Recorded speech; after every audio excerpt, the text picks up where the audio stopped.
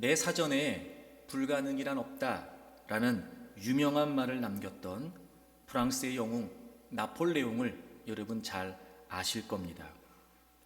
그에 대한 책이 60만 종이 넘게 발간되었다는 것만 봐도 유럽과 또 프랑스에 미친 그의 영향을 우리가 가히 짐작할 수 있습니다. 1769년에 출생을 하게 되고요. 그 뒤 16세에 사관학교를 졸업하고 장교로 임관을 한다고 합니다. 소년인지 장교인지 말이지요. 그리고 그 뒤로부터 8년 후 천재적인 전략으로 영국군의 승리를 하면서 프랑스 혁명군의 영웅이 됩니다. 25세에 소장으로 진급을 하게 되고 모든 전쟁에서 승승장구를 하게 되지요. 정말 불가능이 없는 것처럼 보여집니다. 1804년에 35세의 나이로 프랑스의 황제에 등극을 하면서 유럽의 절반을 제패하게 됩니다. 그랬던 그의 인생에 정말 불가능이 없었을까요? 그래서 그는 평생을 불가능 없는 인생을 살았을까요? 그렇지 않습니다. 러시아 원정에 실패하면서 엘바 섬에 유배되기도 하고 다시 재기를 하지만 워터루 전투에서 패배를 하면서 세인트 헬레나 섬에 유배가 됩니다. 그리고 그 영웅은 거기서 죽게 되지요.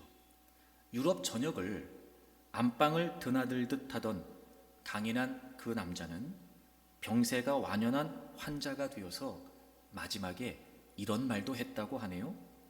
내가 얼마나 쇠락했는지 눈꺼풀을 들어 올리려면 힘겹게 노력해야만 한다오.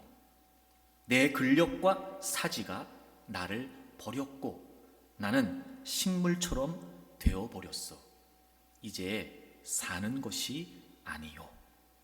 1821년에 그토록 불가능이 없다고 외쳤던 나폴레옹은 그 유배지에서 자신을 비관하면서 초췌하게 죽어갔다고 합니다. 불가능이 없다고 말했으나 불가능이 없는 건 아니었습니다. 불가능이 없다고 주장하면서 거침없이 인생을 사는 것처럼 보였으나 결국은 그에게도 불가능이 있었습니다. 그리고 무엇보다 죽음만큼은 그도 어쩔 수 없었다는 거죠. 결국 여러분, 아무리 우리가 불가능이 없다라고 외쳐가면서 불굴의 의지로 인생을 살아가려고 고군분투한다고 한들 여러분, 우리에게는 극복될 수 없는 수많은 일들이 존재한다는 겁니다. 성령 강림 이후 세워진 초대교회를 통해서 수많은 하나님의 역사가 나타나게 됩니다. 특별히 첫 번째 기적이 일어나게 되는데 나면서부터 걷지 못했던 자가 일어나 걷고 뛰는 역사가 나타나게 됩니다. 기적이었습니다. 나면서부터 걷지 못했습니다. 한 번도 일어나 본 적이 없습니다. 그러므로 그는 자신이 일어날 것이라고 하는 기대조차 할 수 없었는지 모르죠. 그럼에도 불구하고 그가 일어나 걷게 되는 놀라운 기적이 일어나게 됩니다. 어쩌면 나면서부터 걷지 못했던 그의 모습은 스스로 미래에 관해 어떤 기대도 할 수 없는 우리의 모습과도 같은지 모르겠습니다. 나름대로 노력하고 나름대로 열심히 이런저런 생각 가운데 살아낸다고 합니다. 그러나 여러분, 그럼에도 불구하고 우리 인생에는 극복할 수 없는 불가능의 문제들이 너무나 많습니다. 열심히 앞만 보고 달려가야 될 것 같은 우리의 삶에 앞을 떡하니 가로막는 문제가 있기도 합니다. 앞만 보고 나아가기도 모자란데 말이죠. 여전히 우리의 인생에 발목을 잡고 있는 듯한 과거의 아픈 기억과 상처들도 우리에게 있습니다. 눈에 보이진 않지만 깨뜨릴 수 없는 유리천장과도 같은 우리의 삶을 끊임없이 제한하는 여러 가지 많은 상황들도 있습니다. 결국 우리의 힘으로 감당할 수 없는 이 문제 속에 살고 있는 우리에게도 어쩌면 이 기적 같은 역사가 필요한지도 모른다는 거지요. 여러분, 그럼에도 불구하고 우리에게 기적이 있다면, 초대교회에 나타났던 이 기적의 역사가 오늘 우리에게도 일어날 수 있다면, 여러분, 분명 우리의 삶은 저는 달라질 수 있을 거라고 믿습니다. 기적, 우리의 상식을 넘어서는 기적, 설명할 수 없는 외부로부터의 도움, 어쩌면 끊임없이 좌절하고 절망 속에서 살아가고 있는 우리에게 바로 이 기적이 필요한지도 모르겠습니다. 그렇게 나면서부터 걷지도 못하던 사람이 예수 그리스도의 이름으로 일어나 걷게 되고 그가 베드로와 요한을 붙잡습니다. 그리고 그 광경을 목격했던 많은 사람들이 솔로몬 행각에 모이기 시작하지요. 그리고 베드로가 그 자리에서 일어났던 기적에 관해서 설명합니다. 아마 많은 사람들이 귀를 기울였을 겁니다. 오늘도 우리 이 하나님의 말씀에 귀를 기울였으면 좋겠습니다. 기적에 대한, 기적에 관한 이 하나님의 말씀에 우리도 좀 귀를 열었으면 좋겠습니다. 이때 기적을 행하셨던 분은 저는 오늘도 살아계시다고 믿습니다.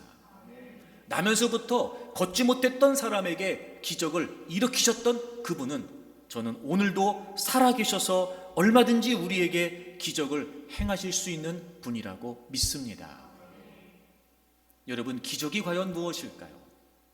오늘 우리 이 기적에 관한 말씀을 나누면서 우리에게는 스스로 그 어떤 것도 기대할 수 없는 절망이 분명하지만 여전히 불가능 속에 허우적거리고 사는 것이 우리의 실존이지만 그럼에도 불구하고 오늘 이 기적에 관한 말씀을 통해서 우리도 하나님의 역사하심을, 이 하나님의 기적을 소망할 수 있으면 좋겠습니다. 놀라운 일이 벌어졌습니다. 나면서부터 걷지 못했던 사람이 일어나게 되었으니까 말이죠. 얼마나 많은 사람들이 거기에서 놀랐을까. 무엇보다 그 본인은 굉장히 감격스러웠을 겁니다. 한 번도 태어나면서 걷지 못했던 사람이 걷게 되었으니 아마 일어나는 것조차 신기했을 거고 걷는 것도 여러분 신기했을 거예요. 막 뛰어다니면서 하나님을 찬양하고 그렇게 감격스러웠던 그가 베드로와 요한을 붙잡게 됩니다. 왜 아니겠습니까, 여러분? 그 상황에 또 무슨 얘기라도 하고 싶었고 무슨 얘기라도 듣고 싶었겠지요. 그리고 그 광경을 목격했던 수많은 사람들이 이제 솔로몬의 행각에 모이기 시작을 합니다. 그리고 베드로와 요한이, 특히 베드로가 그 기적에 관해 이야기를 합니다. 그런데 오늘 성경을 보게 되면 베드로가 그 기적에 관해 설명하면서 딱 두 가지의 질문으로 설명을 합니다. 여러분, 오늘 본문 12절을 보세요. 베드로가 이것을 보고 백성에게 말하되 이스라엘 사람들아, 이 일을 왜 놀랍게 여기느냐? 우리 개인의 권능과 경건으로 이 사람을 겪게 한 것처럼 왜 우리를 주목하느냐? 기적에 관해 설명하면서 두 가지의 질문으로 설명합니다. 왜 놀랍게 여기느냐? 왜 우리를 주목하느냐? 이렇게 두 가지 질문으로 기적에 관해 설명합니다. 첫째, 왜 놀랍게 여기느냐? 아니 여러분, 나면서부터 걷지 못했던 사람이 걷게 됐는데 놀라운 게 당연한 거 아니겠습니까? 여기서 특별히 이 놀랍게 여긴다라고 하는 말은 10절에 보시게 되면 그가 일어나 걷게 됨으로 말미암아 그 광경을 봤던 사람들의 반응, 10절 마지막 부분에 보시면 심히 놀랍게 여기며 놀란다 이렇게 되어 있어요. 그러니까 이들이 그냥 놀란 게 아니고요, 굉장히 놀란 거예요. 어떤 성경 버전을 보게 되니까 놀라움으로 꽉 찼다 이렇게 번역이 되어 있기도 하더라고요. 이 놀랍다는 표현이 어떤 표현이냐면 뜻하지 못한 사건을 경험했을 때 평정심을 잃고 충격적으로 놀란 상태, 이런 의미더라고요. 그러니까 지금 그 광경을 보고 있던 사람들이 그 나면서부터 걷지 못했던 사람이 일어난 것 때문에 굉장한 충격과 놀라움에 빠져 있었던 거예요. 뭐 당연한 거 아니겠습니까? 놀랄 만한 일이 분명하지요. 그래서 지금 놀라고 있는데 왜 놀라고 있습니까? 즉 베드로가 지금 이야기하는 건 뭐예요? 이게 놀랄 일이 아니라는 거예요. 아니 여러분, 나면서부터 걷지 못했던 사람이 일어난 게 놀랄 일이 아니라면 도대체 뭐가 놀랄 일이겠어요? 근데 왜 지금 베드로는 너희들 이거 왜 놀래느냐? 왜 그렇게 놀랍게 여겨? 라고 그렇게 이야기하고 있는 겁니다. 게다가 또 한 가지를 묻지요. 왜 우리를 주목하느냐? 특별히 그 앞에 개인의 권능과 경건으로 이 사람을 걷게 한 것처럼, 즉 베드로가 요한 자신들의 권능과 경건으로 걷게 한 것처럼 왜 우리를 주목하느냐? 다시 말해 우리를 주목할 일이 아니라는 거지요. 여러분, 이 말은요 당시 유대인들의 의식을 반영하고 있는데, 당시 유대인들은 그 개인의 권능과 경건으로 기적이 일어난다고 믿고 있었다는 거예요. 그러니까 지금 나면서부터 걷지 못했던 사람이 일어났어요. 베드로가 그를 잡아 일으켜 세웠어요. 그러니까 그 사람들은 이게 지금 베드로의 권능과 경건으로 일어난 일이다 라고 생각했던 거지요. 그러니까 그런 의식을 가지면서 지금 베드로하고 요한을 그들이 주목하니까 베드로가 말하는 거예요. 왜 우리를 주목하느냐? 즉 우리를 주목하지 말라는 거지요. 여러분, 지금 베드로가 그 기적의 광경을 목격하고 모여있는 사람들에게 기적에 관해 설명합니다. 왜 놀라느냐? 왜 우리를 주목하느냐? 이렇게 말이죠. 다시 말하면 우리를 주목할 일이 아니라는 거예요. 베드로하고 요한을 주목할 일이 아니라는 거죠. 그리고 이 일은 놀랄 일이 아니라는 거예요. 왜 이렇게 지금 말하고 있는 걸까요? 그리고 13절부터 15절까지 베드로가 예수 그리스도에 관해 이야기합니다. 그리고 16절에 그 이름을 믿음으로 그 이름이 너희가 보고하는 이 사람을 성하게 했다. 즉 그 예수 그리스도의 이름이 지금 너희들이 보고 알고 있는 나면서부터 걷지 못했던 이 사람을 성하게 했다. 고쳤다는 거예요. 여러분 보세요. 지금 베드로가 기적에 관해 설명하고 있습니다.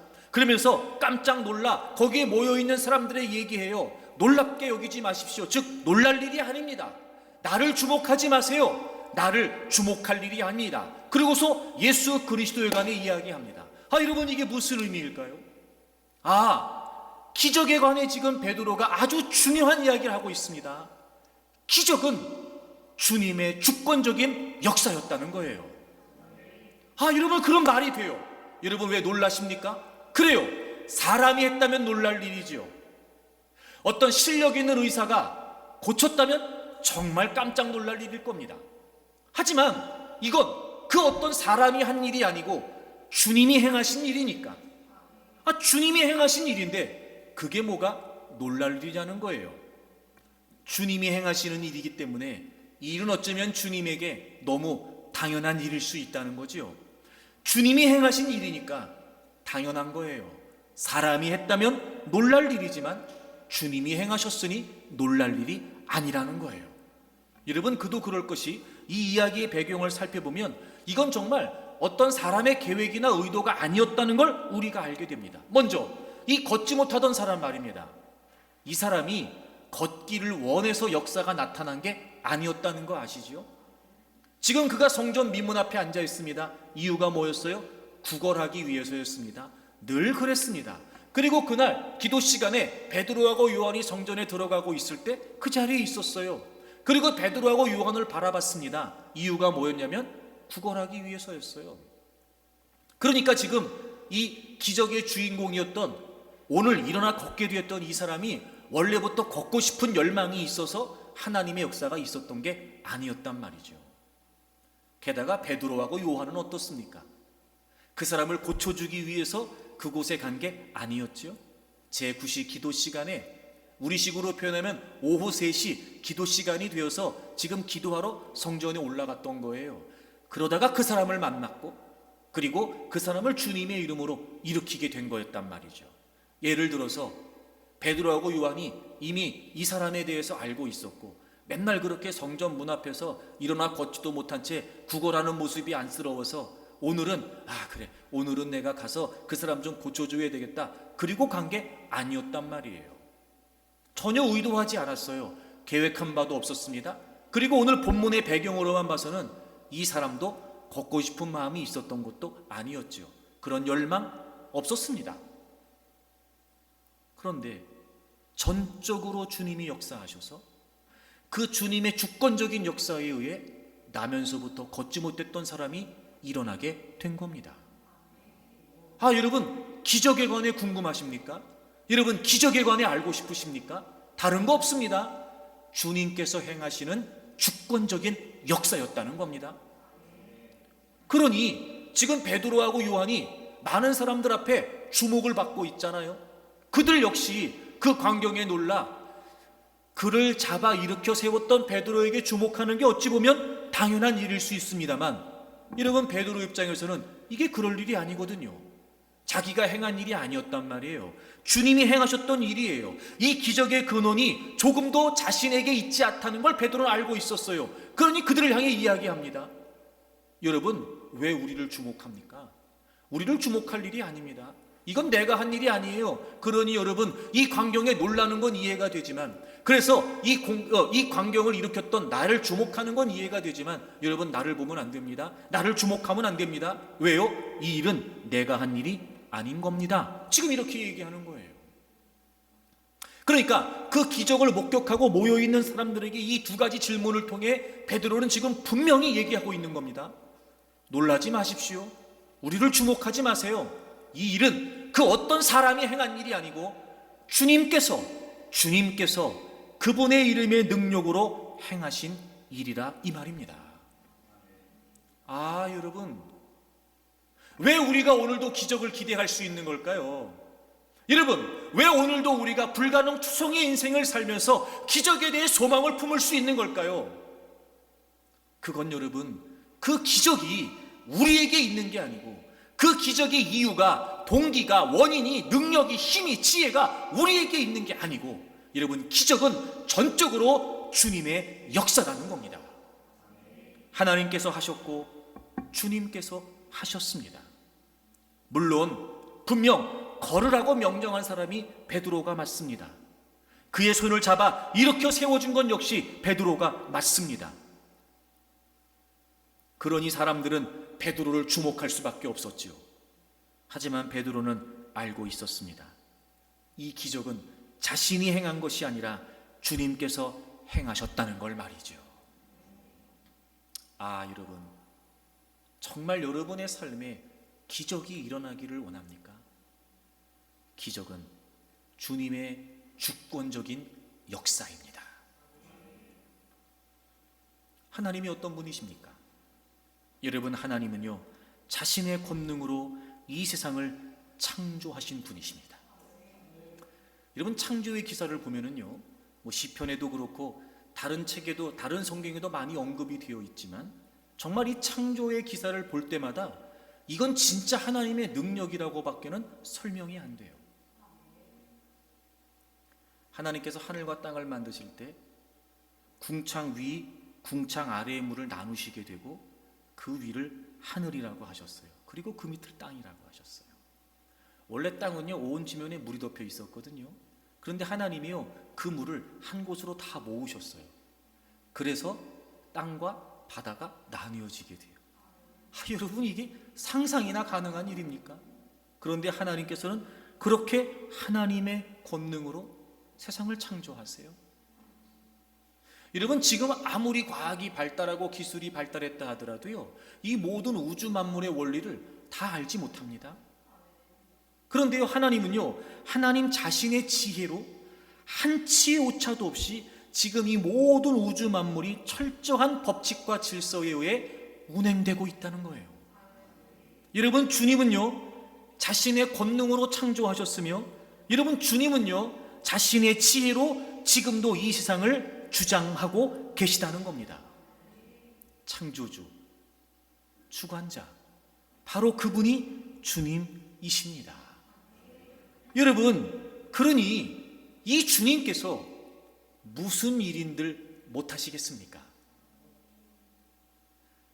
만들기도 하시는 분이신데 고치시는 게 무슨 일이겠습니까, 그게? 게다가 우리는 성경을 통해 주님이 얼마나 많은 일들을 행하셨는지를 알고 있어요. 사실 여러분, 우리 인생에서 아무리 우리가 불가능이 없다고 외쳐도 결국은 불가능에 부딪힐 수밖에 없는 궁극적인 우리의 한계 말입니다. 죽음. 여러분, 성경에 보면은요, 주님은요 죽은 자도 살리셨습니다. 심지어 죽은 지 나흘이나 된 시체도요, 주님께서 일어나라고 하고 무덤에서 나오라고 하니까 살아서 나왔단 말이에요. 그런 주님이신데 여러분, 걷지 못했던 사람을 일으키시는 게 그게 뭐가 대수로운 일이겠냔 말이에요. 자, 그럼 보세요, 여러분.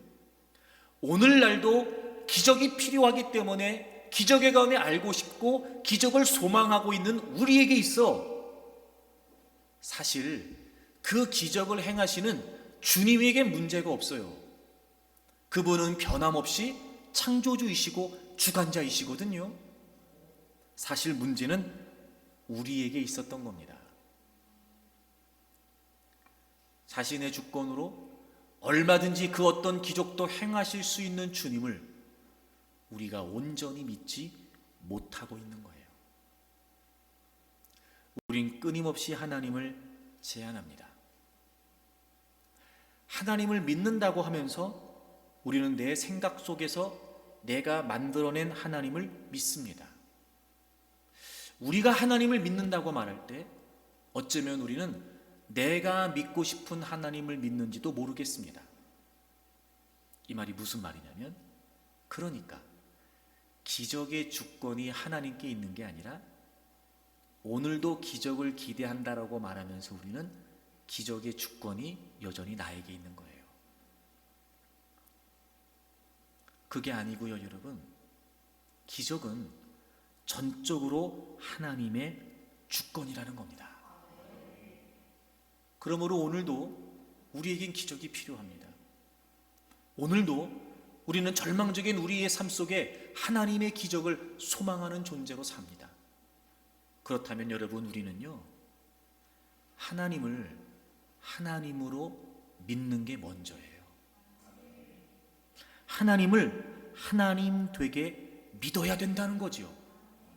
그래서 하나님이 그 예수 그리스도가 최고이시고 그분이 창조주이시고 그분이 그 어떤 것도 행하실 수 있는 주관자이시라는 걸 우리가 절대적으로 믿을 때 우리의 삶에 기적이 일어나게 된다는 겁니다. 여러분, 골로새서 1장을 좀 찾아보겠습니다. 골로새서 전체 내용을 좀 보게 되면은요, 예수 그리스도께서 어떤 분이신지에 관해 아주 명확하게 설명을 해놨어요. 그도 그럴 것이 이 골로새 지역의 당시에 여러 사상과 철학들이 굉장히 많이 공존하면서 혼란스럽게 있었어요. 요즘 말로 표현하면 다원주의 사회였어요. 다원주의. 그곳에 교회가 있었던 거고, 그 교회 안에 거짓 교사들이 침투하면서 마치 예수님보다, 예수 그리스도보다 더 좋은 가치, 예수 그리스도보다 이 세상을 사는 더 큰 능력과 더 큰 역사가 있는 것처럼 거짓된 복음을 증거하게 됩니다. 이제 그런 배경을 가지고 바울 사도가 그 골로새 교회를 향해서 쓴 편지가 바로 이 골로새서예요. 그래서 골로새 주제는 뭐냐면요, 예수 그리스도가 가장 뛰어나시고 가장 위대하시다는 거예요. 여러분, 15절부터 보겠습니다. 그는 보이지 아니하는 하나님의 형상이시오. 여러분, 예수 그리스도에 관해 설명하면서 뭘 먼저 얘기하냐면 그분은 하나님의 형상이시라는 말이에요. 즉 하나님과 같은 본질, 하나님과 같은 본성을 갖고 계신 분, 바로 그분이 예수 그리스도란 말이에요. 그분은 모든 피조물보다 먼저 나셨대요, 여러분. 여러분, 예수님이요 모든 피조물보다 먼저 나셨다는 거예요. 그러니까 그분이 만드셨다는 의미가 되겠죠. 먼저 계셨으니까. 그리고 그분이 만드셨으니까 이 모든 만물은 그분의 소유가 된다는 거예요. 여러분, 만물은 주님의 것이고 만물의 주인이 주님이시라는 거예요. 그러니 예수 그리스도는 모든 만물 위에 으뜸이시라는 거겠지요. 그리고 17절을 보세요. 그래서 16절에 그분이 창조주이시라는 걸 설명해요. 그리고 17절에 또한 그가 만물보다 먼저 계시고 만물이 그 안에 함께 섰다. 만물이 예수 그리스도를 중심으로 섰다는 거예요. 그러니까 그분은 만물의 주인이시고 만물의 창조주이시고 그리고 만물의 중심이 되신다는 거예요. 그러니까 이 예수 그리스도를 중심으로 모든 만물이 세워지게 된다는 거죠. 그러니 여러분, 이 세상의 모든 피조물들은요, 주님으로부터 조금만 떨어져 있어도 성립할 수가 없어요. 서 있을 수가 없어요. 오직 그리스도로만 온전해질 수 있다는 거죠. 19절을 보실까요?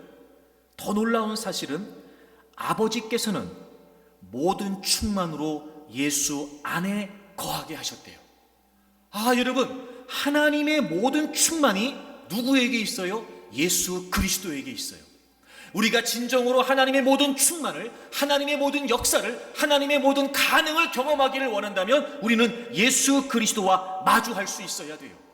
하나님의 영광, 그 다음에 하나님의 거룩하심, 하나님의 선하심, 하나님의 위대하심, 하나님의 역사하심, 여러분, 이 모든 것들은 바로 예수 그리스도 안에 존재하게 된다는 겁니다. 그것도 충만하게 말이죠.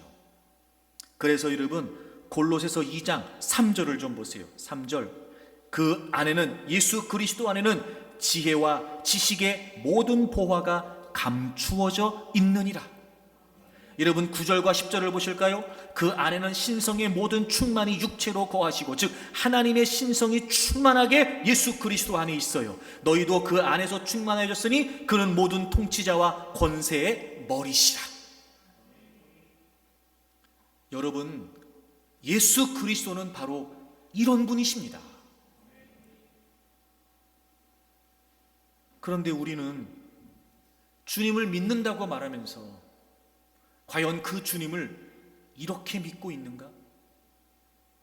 성경을 통해 하나님께서 우리에게 알려주시는 대로 우리는 하나님을 이런 하나님으로 믿고 있냔 말이에요. 어쩌면 나도 이거 다 알고 있습니다. 주님이 창조주이신 거 알고 있고요, 주님이 지금도 모든 만물을 다스리신다는 거 제가 알고 있지요 라고 말할 수 있을 겁니다. 그래요, 제가 그걸 여러분 아니라고 부정하고 싶진 않습니다. 하지만 여러분, 분명한 사실은, 그럼 우리가 그 주님을, 우리가 그 하나님을 정말 하나님으로 믿는다면 얼마든지 우리의 삶에도 기적이 일어날 수 있다는 거예요. 하지만 우리에게는 이 기적에 대한 기대만 있을 뿐, 하나님께서 주권적으로 행하시는 이 기적에 대한 확신이 없다는 겁니다. 왜 그럴까요? 우린 하나님을 하나님으로 믿는 게 아니었어요. 여러분, 그러면 오늘도 불가능한 삶의 현실 속에서 기적을 기대하고 있는 우리가 하나님을 하나님으로 믿는다는 게 무슨 의미일까? 먼저 우리가 주님이 이런 분이시라는 게 분명하다면, 주님을 주님 되게 믿는다는 게 무슨 말이냐면요, 주님의 권위를 인정하는 거예요. 주님의 권위를. 자, 보세요 여러분, 주님이 창조주이세요. 그래요, 주님이 그러면 우리도 만드신 거예요. 여러분도 주님이 만드셨습니다. 그럼 모든 만물의 주인이 주님이시라면, 그래서 주님이 나를 만드셨다면 나의 주인은 누구시겠어요? 주님이세요. 그럼 과연 우리가 우리의 삶에서 모든 우주 만물의 주인이 주님이십니다, 주님이 창조주이십니다, 주님이 만물의 주인이십니다라고 말하는 우리가 정말 주님을 주님되게 믿는 게 뭐겠어요? 내 삶에서 주님이 주인 되셔서 내 삶의 모든 주권이 누구에게 있어야 되냐면 주님에게 있어야 돼요. 근데 우린 여전히도 내 삶의 주권을 내가 갖고 있으려고 그래요. 그러니까 우린 주님을 주님되게 믿는 게 아니었어요. 주님이 주인이시라는 걸 알고 있었으나 사실 우리의 삶에서 우리는 주님의 권위를 인정하고 있지 않았던 거예요. 게다가 여러분, 주님이 모든 우주 만물을 다스리세요. 그분이 만물보다 먼저 나셨고 그분을 중심으로 만물이 세워져요. 그분이 지금도 만물을 운행하시는 분이시란 말이에요.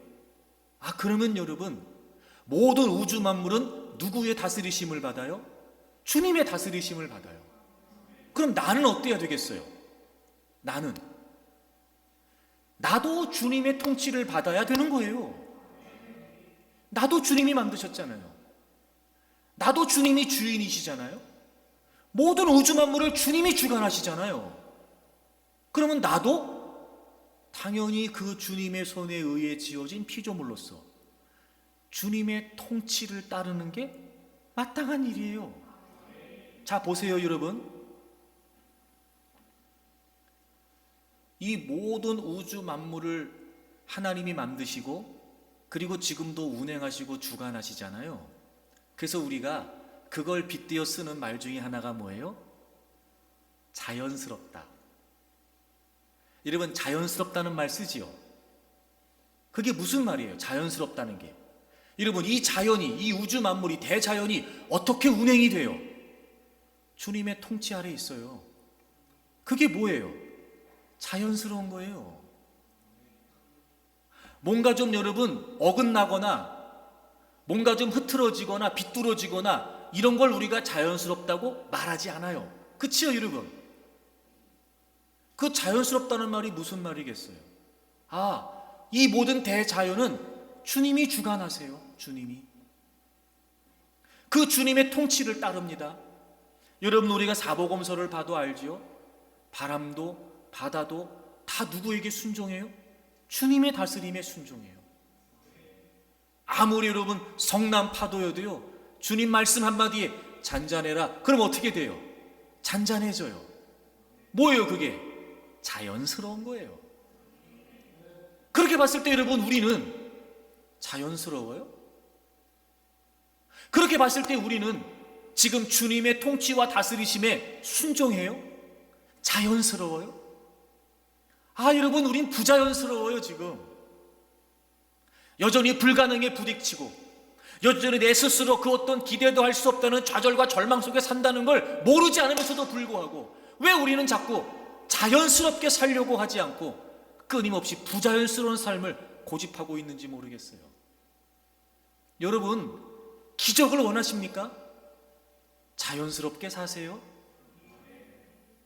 주님의 다스리심에, 주님의 통치하심에 따르면 됩니다. 그런 걸 보면 여러분, 하나님 제게도 기적을 주십시오라고 우리는 하나님의 이름을 외치고 있는지 모르지만 정작 우리는 그분의 권위를 인정하지 않고 있는 거예요. 거기에 문제가 있었던 겁니다. 여러분, 주님을 주님 되게 믿는다? 그게 뭘까? 주님의 권위를 인정하는 거예요. 시편 33편을 좀 찾아보겠습니다. 시편 33편 8절을 보세요. 온 땅은 여호와를 두려워하며 세상의 모든 거민들은 그를 경외할지어다. 여러분, 앞에 여호와를 두려워한다는 말은 그를 경외한다. 이 경외한다라고 하는 말과 같은 의미예요. 제가 경외한다는 말 많이 설명했어요.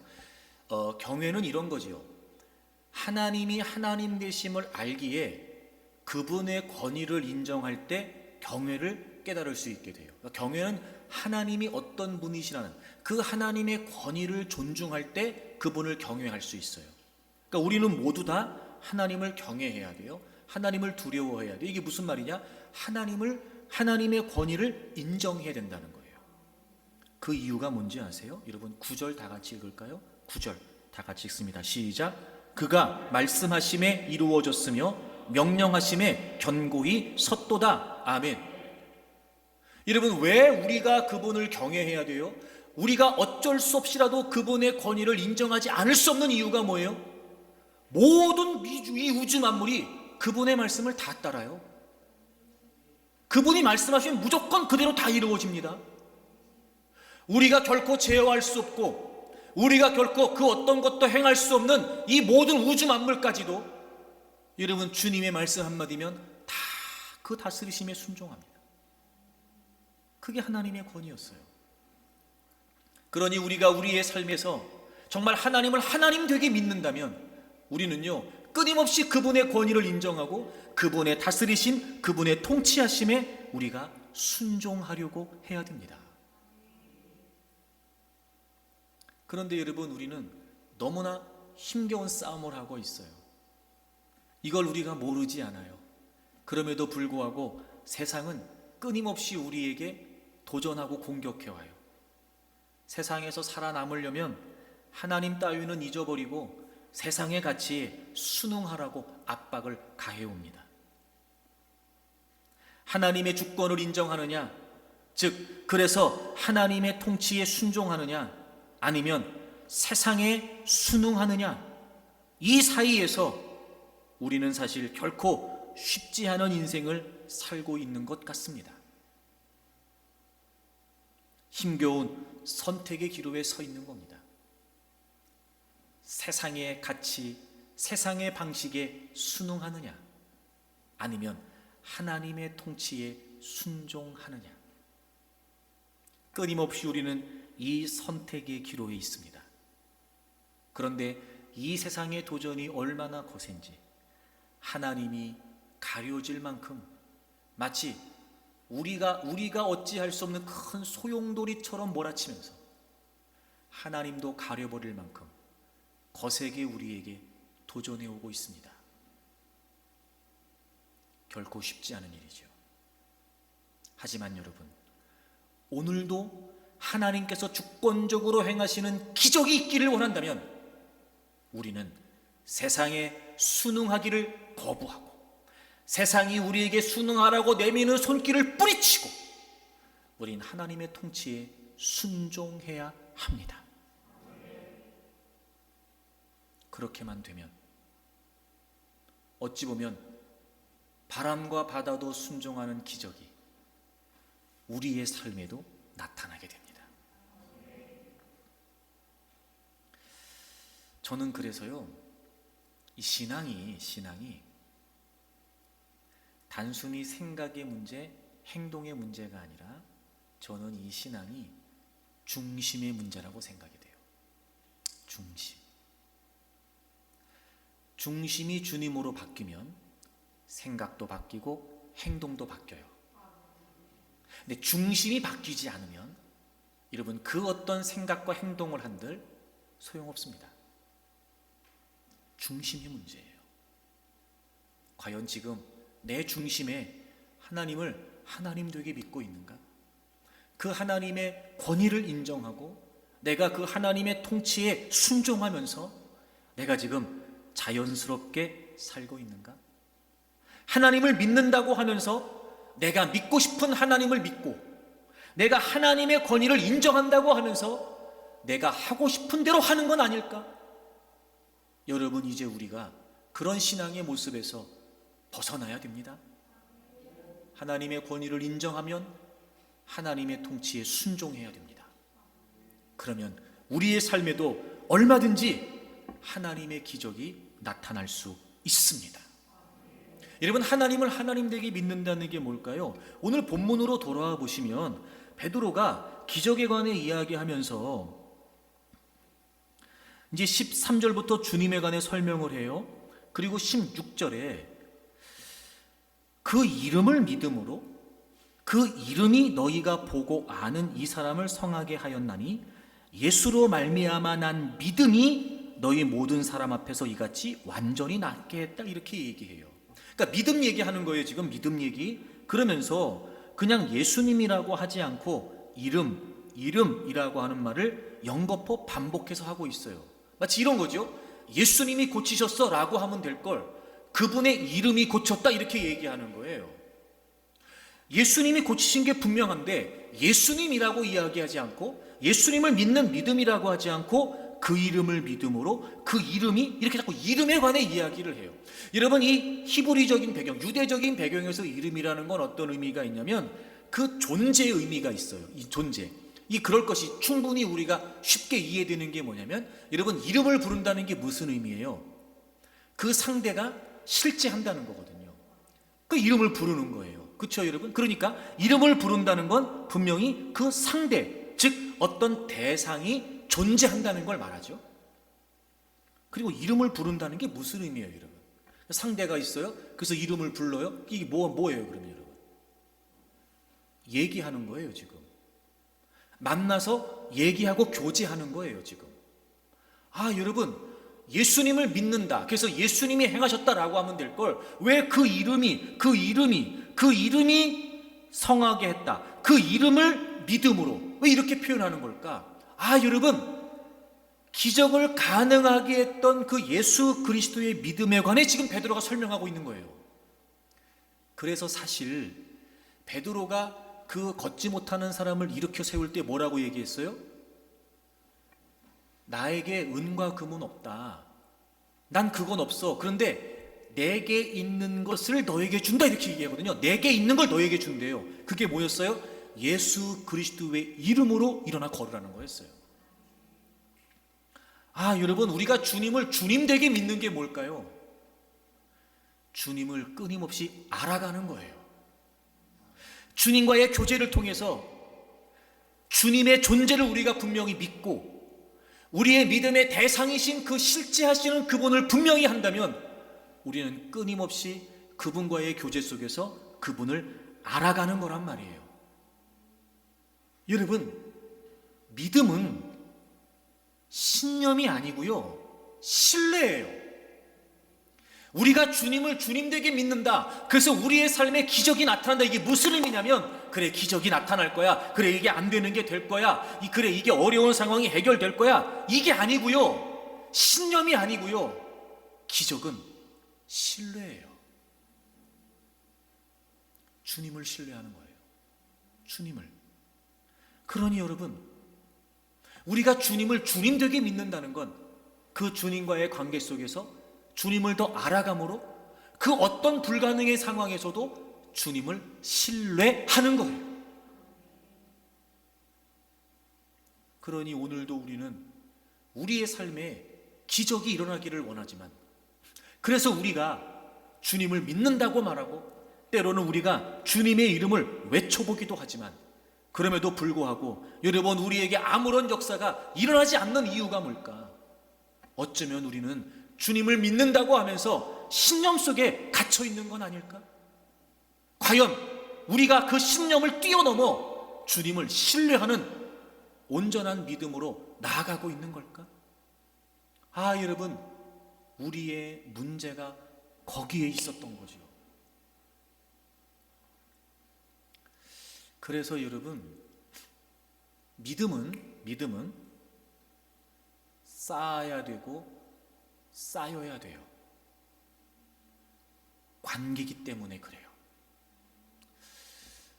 그래서 저는 제 개인적인 견해로 믿음이 크다 작다, 이 개념은 저는 좀 아니라고 생각이 되고요. 믿음이 크다 작다의 개념이 아니고, 믿음은 강하다 약하다의 개념이에요. 견고한, 흔들림 없는, 흐트러짐 없는, 이런 개념이어야 돼요. 자, 여러분 보세요. 이 종이가 있잖아요. 이 종이 한 장을 찢는 건 쉬워요. 그쵸, 여러분? 그런데 이 종이가 만약에 이렇게 찢기 쉬운 종이가 예를 들어 50페이지, 100페이지만 쌓여도요, 찢을 수 있어요, 없어요? 없어요. 왜 그렇죠? 쌓아서 쌓였으니까 그런 거예요. 믿음이 그런 거예요, 여러분. 믿음은 주님과의 관계거든요. 우리가 주님을 주님 되게 믿는다는 게 뭐냐면요, 그 주님과의 관계 속에서 끊임없이 쌓아가고 쌓여지는 거예요. 그래서 어떤 어려움과 절망과 불가능에서도 흐트러지지 않는 거죠. 넘어지지 않는 거예요. 강해진 거예요. 처음에는 우리의 믿음이 연약하니까 마치 종이짝 하나 찢는 것처럼 쉽게 믿음이 무너질 수 있어요. 쉽게 우리의 믿음이 흐트러지고 쉽게 우리의 믿음이 쓰러질 수 있어요. 그런데 우리의 믿음은 신념이 아니라 주님을 신뢰하는 거기 때문에 끊임없이 그 주님과의 관계 속에서 쌓는 거예요. 여러분, 쌓아야 쌓이잖아요. 그렇게 해서 쌓이게 되는 거예요. 그 관계가. 그러면 점점 주님을 신뢰하게 되겠죠. 뭐 다른 표현으로 점점 주님과 우리가 가까워지게 되겠죠. 그러면 마치 이 종이가 한 장이었을 때는 찢기가 쉽지만 이 종이가 쌓이면 찢기 어려운 것처럼 그 주님과의 관계가 우리가 끊임없이 쌓아가는 가운데 쌓여지게 되면 찢을 수 없게 되는 거예요. 그 믿음을 통해서 기적이 일어나는 거예요. 주님의 이름을 믿음으로, 주님의 이름이 이 사람을 성하게 했다. 예수로 말미암아 난 믿음이, 그러니까 믿음은 당연히 주님으로 말미암아야 돼요. 주님으로. 믿음의 대상이신 주님이 분명해야 돼요. 우리가 믿는 건 단순히 잘 된다, 더 잘 된다, 문제가 해결된다, 기적이 일어난다, 어떤 현상을 믿는 게 아니고요. 우리가 믿는 건 주님을 신뢰하는 거란 말이에요. 근데 우린 여전히도 신념만 붙잡고 있어요. 잘 될 거야. 내가 원하는 게 이루어질 거야. 그래, 내가 작정하고 기도하면, 그래, 내가 금식하면, 그래, 내가 철야 작정하면 하나님이 되게 하실 거야. 뭘 믿는 거냐고요, 여러분. 정말 주님을 신뢰하는 거예요? 아니면 내가 원하고 내가 기대하는 바가 이루어지겠다는 걸 신념하는 거예요? 여러분, 주님을 주님 되게 믿는다는 건 주님을 신뢰하기까지 주님과 더 가까워지면서 주님과 더 가까워지면서 그 주님과의 관계가 쌓여지는 거예요. 그래서 요한복음 15장에 주님께서 포도나무와 가지로 주님과 우리 사이의 관계를 비유하시면서 너희가 내 안에 거해라. 그럼 나도 너희 안에 거할 거야. 가지가 포도나무에 붙어 있으면 열매를 많이 맺듯이 너희도 그렇게 될 거다. 가지가 스스로 열매를 맺을 수 없는 것처럼 너희도 내 안에 있어야 된다. 그러면 너희들은 열매를 많이 맺게 될 것이다. 그러나 나를 떠나서는 아무것도 할 수 없다 말씀하셨어요. 여러분, 이 포도나무와 가지의 관계가 유기적이고 영속적이며 생명적인 것처럼 우리와 주님과의 관계도 그렇습니다. 그걸 놓쳐서는 안 되는 거예요. 그러니 여러분, 주님을 주님되게 믿으십시오. 주님을 더 알기 위해 힘쓰세요. 주님과 더 가까워지기 위해 힘쓰세요. 그러면 주님을 신뢰할 수 있게 되고 그 주님을 신뢰하는 믿음을 통해 주님께서 행하시는 놀라운 역사와 기적들이 우리의 삶에도 나타나게 됩니다. 누가복음 8장에 보면 야이로의 딸이 병이 들게 되고 회당장 야이로가 주님 앞에 나와 엎드려 도움을 요청하게 됩니다. 주님께서 같이 가시겠다고 하고 발걸음을 옮기시는 과정에 12해를 혈루증으로 앓는 여인을 만나시게 되고 그 여인을 고쳐주시면서 잠시 지체가 되지요. 집에서 사람이 당도합니다. 저기 회당장님, 더 이상 주님을 괴롭히지 마세요. 이미 당신 딸이 죽었습니다. 이렇게 얘기를 해요. 주님께서는 두려워하지 말고 믿기만 하라고 하셨고 회당장은 주님의 말씀을 믿고 딸이 죽었다는 소식을 들었으나 주님과 함께 자기의 집으로 가게 됩니다. 주님이 집에 도착하시게 되죠. 초상이 났으니까 분위기는 여러분 뻔하지 않겠습니까? 이곳저곳에서 많은 사람들이 울고 있었겠죠. 그때 주님이 이렇게 말씀하세요. 울지 말아라. 이 아이가 죽은 게 아니고 잔다, 이렇게 말씀하세요. 그때 사람들이 비웃습니다. 주님이 죽은 게 아니야, 자는 거야 라고 말씀하셨을 때 거기에 있었던 사람들이 주님의 말씀을 비웃습니다. 여러분, 왜 비웃었을까요? 자, 누가복음 8장을 찾아보세요. 비웃은 이유가 뭐였냐면요, 52절을 보세요. 52절, 누가복음 8장 52절. 모든 사람이 아이를 위하여 울며 통곡하매 예수께서 이르시되 울지 마라 죽은 것이 아니라 잔다 하시니 53절 보세요. 그들이 그 죽은 것을 아는 거로 비웃더라. 여러분 저를 보세요. 그들이 주님이 하신 말씀을, 그 주님을 비웃었던 이유가 뭐예요? 죽은 걸 알았어요. 자, 여러분 보세요. 자, 그들은 아마 그 딸이 병들어 죽어가는 가정에 곁에 있으면서 그 아이가 죽어가는 걸 봤을 수도 있죠. 그리고 실제로 그 아이가 운명하는 장면을 목격했을 수도 있어요. 그러니까 자기들이 분명히 알아요. 이 아이가 죽었다는 걸 말이죠. 그래요. 실제 죽었을 수 있단 말이에요. 왜? 다 죽었다고 얘기했으니까. 죽었다고 봤으니까요. 그래요. 죽은 걸 알아요. 그 틀렸다고 말하고 싶지 않아요. 그래요. 그들이 아는 대로 그들은 죽었어. 그 회당장의 딸은 죽었어요. 근데 그들은 그 죽은 아이를 주님께서 살리실 수 있다는 건 몰랐어요. 그 아이가 죽었다는 것만 알았지, 지금 거기 오신 그 주님이 그 죽은 아이를 살리실 수 있는 분이라는 건 몰랐다고요, 여러분.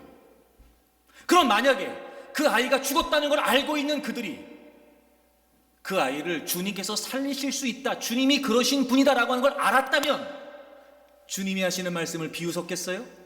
믿었겠지요. 여러분, 주님을 주님 되게 믿는 게 뭐냐면요, 주님을 아는 거라니까요. 그래, 우린 끊임없이 절망적인 상황을 만나요. 불가능의 상황에 부닥칩니다. 나름대로 불굴의 의지와 열정을 가지고 막 살아보겠다고 발버둥을 쳐요. 근데 여전히 우리에겐 좌절이고 절망이에요. 그래요, 그걸 우리가 알아요, 그 상황을. 하지만 지금도 살아계신 하나님께서는 그 어떤 기적도 행하실 수 있어요. 우린 그분을 알아야 된단 말이에요. 그래서 그 절망적인 상황에서도 내가 아는 주님을 신뢰할 수만 있다면 얼마든지 주님은 그 절망적인 상황을 바꾸실 수 있는 분이세요. 주님이 그렇게 행하시는 모든 일들은 우리에게 기적이 됩니다. 사랑하는 여러분, 기적에 관해 오늘 베드로가 우리에게 아주 중요한 뜻을 알려줍니다. 기적은 주님이 행하시는 주권적인 역사입니다. 그러므로 우리는 그 기적의 주인 되신 주님을 주님 되게 믿어야 됩니다. 모든 만물을 창조하시고 다스리시는 그분의 통치, 여러분, 우린 그분의 권위를 인정할 때 그분의 역사도 경험할 수 있습니다. 끊임없이 세상에 순응하라고 우리에게 도전해 올 때 여러분, 우린 순응하면 안 되고 오히려 지금도 이 우주 만물을 다스리신 하나님의 통치하심에 우리는 순종해야 됩니다. 여러분, 주님을 주님 되게 믿는다는 건 주님을 알아가는 겁니다. 절망적인 상황을 우리가 모르지 않습니다. 하지만 우리는 그 자리에서도 주님을 알면 됩니다. 신념이 아니라 신뢰로 말이죠. 주님을 더 알아가기 위해 힘쓰십시오. 주님과 더 가까워지기 위해 힘쓰십시오. 주님이라고 하는 포도나무에 붙어있는 가지가 되어 여러분 끊임없이 그 주님과 교제하십시오. 여러분의 신념을 붙들고 살지 말고 주님을 신뢰하는 믿음으로 사십시오. 그렇게 점점 주님과의 관계를 쌓아가십시오. 그렇게 쌓여진 주님과의 관계를 통해 여러분이 주님을 주님으로 믿게 될 겁니다. 그러면 그분께서 행하시는 그 어떤 역사도 우리의 삶에 나타날 수 있습니다. 사랑하는 여러분, 많은 사람들이 불가능 때문에 절망하고 좌절하고 있을 때 우리는 주님을 주님으로 믿음으로 말미암아 지금도 많은 사람들이 주목하고 많은 사람들이 놀랄 만한 하나님의 기적의 주인공들이 되시기를 바랍니다.